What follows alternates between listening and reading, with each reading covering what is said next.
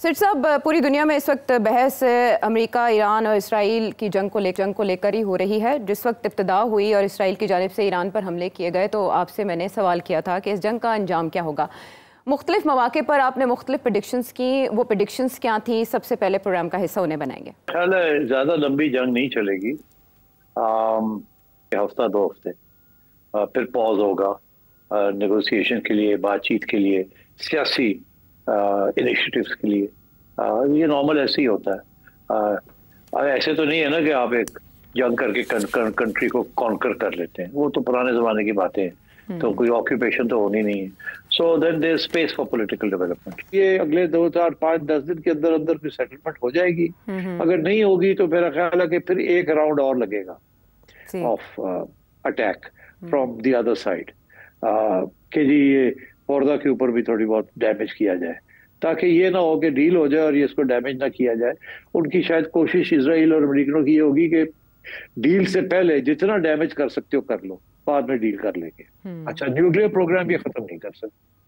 अगर ये B-2 bombers भी आ जाते हैं तो उनको कम से कम they will have to hit Fordow from the other nuclear sites directly, और ये इतना आसान काम नहीं है और एक दफा नहीं, मल्टीपल टाइम्स करना पड़ेगा उन पहाड़ों जहाँ के नीचे है ये सारा कुछ। तो इसलिए दैट्स नॉट इजी। और अगर छोटा मोटा डैमेज भी होता है तो वो रीबिल्ड हो सकता है। कि even with American intervention Iran को डिफीट नहीं किया जा सकता। ईरान ने 8 साल लड़ाई की है, यहाँ भी उसका ज्यादा पावर है टू कीप ऑन फाइटिंग, और ना अमेरिका का स्टमक है फॉर इट, नॉर इजराइल तो विद इन 2 months उनको बड़ा सख्त तकलीफ होनी शुरू हो जाएगी। They will run out of ammunition, they will run out, उनकी तो लोग भागने शुरू हो गए हैं वहां। मैंने कहा आपसे कि ईरान बहुत कुछ कर सकता है। अगर अमेरिकन बेसिस को उन्होंने अटैक किया है, दिखावे के लिए कुछ छोटा मोटा कर दिया, तो मेरा ख्याल है दैट विल बी ओके, कि भी हमने किया भी है और नहीं भी किया, लेट्स टॉक नाउ। मैं समझता हूँ कि बड़ा लिमिटेड अटैक होगी, इससे ज्यादा नहीं होगी। उसके बाद I think cease fire may be arranged। अच्छा, 13 जून, 20 जून और 21 जून के करीब आपने ये पेशगोइयाँ की हैं। आपने बताया कितने राउंड्स होंगे, फिर उसके बाद क्या होगा।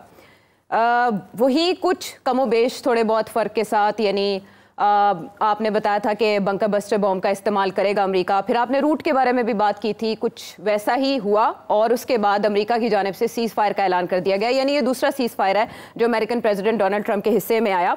लेकिन इसमें जो चंबे की बात है वो ये कि हर कोई कामयाबी का दावा कर रहा है। एक अमेरिकी अखबार ने लिखा था कि ईरानी सुप्रीम लीडर गायब हैं, वो भी मंजर आम पर आ गए। उन्होंने खिताब किया और उन्होंने कहा कि अमेरिका को कोई कामयाबी नहीं मिली, हम फतेहयाब हुए हैं। दूसरी तरफ इजरायली वज़ीर-ए-आज़म बेंजामिन नेतन्याहू ये दावा कर रहे हैं कि उन्होंने 2 बड़े खतरात का खात्मा कर दिया, मिसाइल प्रोग्राम तबाह कर दिया, न्यूक्लियर प्रोग्राम ईरान का तबाह कर दिया। डोनाल्ड ट्रंप तो ये कह रहे हैं कि उन्होंने इस जंग का अंजाम वैसे किया है जैसे जापान पर अटैक करने के बाद जंग, सेकेंड वर्ल्ड वॉर खत्म हुई थी। तो सिटी साहब, आपसे अब ये तो जानना है कि जंग असल में किसने जीती और तीनों दावे क्यों कर रहे हैं, अगर कोई एक है जीतने वाला, सिकंदर। और दूसरा ये कि कब तक आपको इम्कान लगता है बातचीत के आगाज का ईरान और अमेरिका के दरमियान? देखिए, हार और जीत तो तोला जाता है अपने मकासद पे। इजराइल का क्या मकसद था, क्यों उन्होंने ये सब कुछ किया, और अमेरिका का क्या मकसद था इजराइल की हमायत करने को, क्या वो कामयाब रहे या नहीं, और ईरान का मकसद क्या था कि अपना दिफा करना है और अपना न्यूक्लियर प्रोग्राम को बचा के रखना है और रेजीम चेंज नहीं होने देना। तो अब आप देखिए कि अमेरिका के बेशतर एनालिस्ट जो हैं, इंडिपेंडेंट एनालिस्ट, वो कह रहे हैं कि इजराइल का 3 मकसद थे। एक ये था कि न्यूक्लियर प्रोग्राम को कंप्लीटली डिस्ट्रॉय कर दिया जाए। दूसरा ये था कि रेजीम चेंज के बीज बो दिए जाए या उसको स्पीड अप कर दिया जाए, ताकि वहाँ एक प्रो अमेरिकन रेजीम आ जाए जिसकी बेसिस के लिए वो रजा शाह के बेटे कार्य कर रहे थे। और तीसरा ये कि ईरान को और इस्लामिक रेजीम जो है इसको हेड्स अप करा दिया जाए और इसको डिसआर्म कर दिया जाए, इसके हथियार। अब तीनों मकसद पूरे नहीं हुए। सो पहली बात तो यह है कि क्या न्यूक्लियर प्रोग्राम जो है उनका, उनके जो रिएक्टर्स हैं, उनके जो सेंट्रीफ्यूजेस हैं, जो एनरिचमेंट प्रोग्राम है, वो गया कि नहीं हुआ? नहीं हुआ। और मैं नहीं ये कह रहा, ये डोनाल्ड ट्रंप जो मर्जी कहे, कि अपनी एडमिनिस्ट्रेशन के लोग और independent British and American and European analyst सब यही कह रहे हैं, नुकसान थोड़ा बहुत हुआ मगर उन्होंने अपने आप को बचा लिया है। अपने प्रोग्राम को।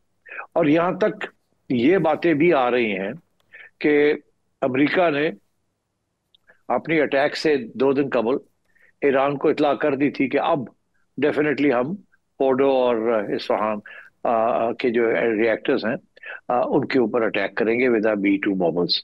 और उनके B-2 बॉम्बर्स चल पड़े थे अमेरिका से, तो क्लियर था कि ये होगा। हम्म। और उसके बाद कुछ सैटेलाइट तस्वीरें भी आई हैं, इमेजेस भी निकले हैं कि उससे पहले जो सेंट्रीफ्यूजेस वगैरह थी और बहुत सा न्यूक्लियर आइटम्स थे, उनको ईरान ने वहां से रिमूव कर लिया। और वो ट्रकों की लाइनें लगी हुई हैं, वो आप सैटेलाइट इमेजेस भी देख रहे हैं। और तीसरी बात ये कि अगर वो भी इमेजेस हैं या सही नहीं, तो सारे हैं कि एंट्रेंसेस जो हैं फोर्डो से लोग नीचे जाते हैं, वहां थोड़ा बहुत ये बंकर बस्टर्स बॉम्ब जो हैं उसका नुकसान हुआ हो। मगर क्योंकि वो 300 फुट कंक्रीट पहाड़ के नीचे है, तो वहां उनकी इंडिपेंडेंट एनर्जी सप्लाईज भी हैं, तो उनको नहीं नुकसान पहुंचा होगा। हम्म। तो इसलिए मैं समझता हूँ कि उन्होंने अपना जो फिशाइल मटेरियल है या तो निकाल लिया था वहां से पहले, और या वो सेफ है अभी भी, उसको नुकसान नहीं पहुंचा। और अगर इस फैसिलिटी को फिर से रीएक्टिवेट करना हो तो वो 3 से 6 माह के अंदर अंदर ठीक ठाक करके वो फिर से शुरू हो सकती है। तो इसलिए ये कहना कि जी ईरान का न्यूक्लियर प्रोग्राम जो है उसको हमने बिल्कुल तबाह कर दिया, दैट्स नॉट करेक्ट। तो ये मकसद तो पूरा नहीं हुआ। दूसरा मकसद ये रेजीम चेंज का, वो तो नजर आ रहा है, रेजीम बैठी हुई है। और न सिर्फ बैठी नहीं, उन्होंने अपने सक्सेशन के लिए भी खamenei साहब ने, अयतुल्ला साहब ने तैयारी कर ली है कि अगर उनको कुछ हो जाता है, because he is 86 years old, उनको कुछ हो जाता है तो एक सक्सेशन में उन्होंने अपने 3 सक्सेसर्स नॉमिनेट कर दिए, उनमें से एक हो जाएगा। और तीसरी चीज ये कि उनका ये ख्याल था कि by assassinating the top command of the military, ये उनकी मिलिट्री कैपेबिलिटी जो है वो डिग्रेड हो जाएगी। अब बात यह है कि उनकी 2 मिलिट्री कैपेबिलिटीज है ना, एक है रेवोल्यूशनरी गार्ड्स है और एक उनकी नॉर्मल स्टैंडिंग आर्मी है। स्टैंडिंग आर्मी को तो कुछ नहीं किया उन्होंने, वो तो बाहर निकली नहीं और नहीं आई, तो वो तो सेफ है। मगर जो रेवोल्यूशनरी गार्ड्स हैं और उनके जो करते धरते हैं, उनको जाहिर है एलिमिनेट कर दिया है और साइंटिस्ट को एलिमिनेट कर दिया। मगर ये चीजें ऐसी होती हैं, साइंटिस्ट को तो रिप्लेस करना मुश्किल होता है, बट अफसरों को तो रिप्लेस करना ही, नीचे से ऊपर आ जाते हैं, कोई that's not a big big issue. तो मैं समझता हूँ बाय एंड लार्ज इसराइल के जो मकसद था वो पूरा नहीं हुआ, हम्म। अगर ये मकसद था। इसके अलावा अगर कोई और मकसद है तो वो फिर आहिस्ता आहिस्ता सामने आएगा। और मैं समझता हूँ कि उसके ऊपर भी मैं कुछ बता सकता हूँ आपको, जो कंस्पिरेसी थेरीज चल रही हैं, कि लॉन्ग टर्म कंस्पिरेसी थेरीज क्या हैं, व्हाट नॉट, कि क्या ये इसराइल को भी पता था कि वो डिस्ट्रॉय नहीं कर सकेंगे, उनको भी पता था कि रेजीम चेंज नहीं होगी, तो उनका कोई और भी लॉन्ग टर्म भी मकसद था ये काम करने का। अब वो लॉन्ग टर्म मकसद क्या था, उधर भी आ जाते हैं मुख्तसर से। वो ये आशा कि एक तो ये कि नेतन्याहू जो है ना, उसकी गवर्नमेंट गिर रही थी, उसने कुछ ना कुछ करना था अपने आप को संभालने के लिए। And this was one of the ways of prolonging his government, कि एक जंग के दौरान फिर आपको पता ही है लोग सारे इकट्ठे हो जाते हैं। और वो जो इलेक्शन आ रही थी, ये उससे पहले इसके खिलाफ वोट ऑफ नो कॉन्फिडेंस होना था, उसने अपने आप को बचा लिया। यहाँ तक कि उसके खिलाफ करप्शन के केसेस हैं जो अभी भी सुने जा रहे हैं, और अदालतें घुमा रही हैं, फिरा रही हैं। और अभी भी डोनाल्ड ट्रंप ने बयान दे दिया है कि जी ये अदालतें जो है नेतन्याहू को तंग ना करें, बड़ा अच्छा आदमी है, मुहिब्बुल वतन है, मेरा दोस्त है, इसको ना करें। तो एक तो नेतन्याहू की अपनी हुकूमत, अपनी जात का भी इंटरेस्ट था कि मैं कुछ ऐसी चीज करूं जिसके साथ अटेंशन डाइवर्ट हो जाए, लोग मेरे पीछे खड़े हो जाए। तो वो भी एक मकसद था। अगर वो मकसद था तो वो तो कायम, वो तो उसको कामयाबी हो गई है, क्योंकि वो सरवाइव कर गया। और अभी भी अनकरीब भी he is not going to be ousted. तो ये तो बचा लिया उसने अपने आप को। ठीक है। तो अब मगर बाकी जो मकसद थे वो तो पूरे नहीं हुए। और अमेरिका ने उनकी हेल्प की है, और अमेरिका को भी पता था कि ये उनका न्यूक्लियर प्रोग्राम है, ईरान का नहीं खत्म कर सकते। और इसलिए डोनाल्ड ट्रंप को भी उसने ईरान को आउट दे दिया। और सो मैं समझता हूँ कि अब ईरान का तो मकसद एक ही है कि रेजीम सरवाइव कर जाए, रेजीम चेंज ना हो। जब से ईरानियन रेवोल्यूशन हुई है, ईरान की रजीम, अयतुल्लाह की रजीम, ये इस्लामिक रजीम का एक ही ऑब्जेक्टिव था, सर्वाइवल। और इसीलिए उन्होंने अपनी सर्वाइवल के लिए, जैसे कहते हैं ना, ऑफेंसिव डिफेंस रखा हुआ है। उन्हें पता था कि अमेरिका और वेस्ट पावर्स जो हैं इनको डिस्टेबलाइज करके इनको निकालेंगे, क्योंकि उन्होंने अपने मोहरे यहाँ लगाने हैं, और अभी भी उनका यही मकसद है।